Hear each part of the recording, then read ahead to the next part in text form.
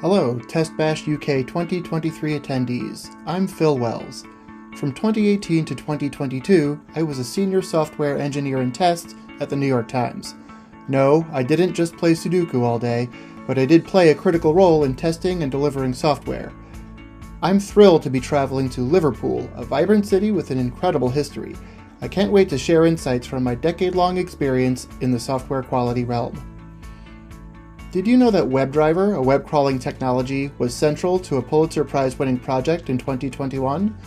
The New York Times COVID data tracking project utilized WebDriver, among other technologies, to aggregate data from across the United States.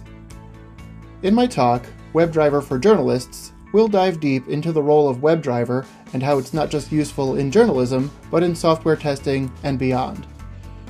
We'll explore how to use selectors to locate data, clean source data, and highlight the importance of agility in our fast-paced, deadline-driven workflows. I'm excited to meet you all, exchange ideas, and learn together.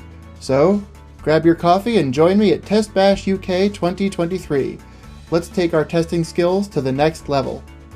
See you in Liverpool!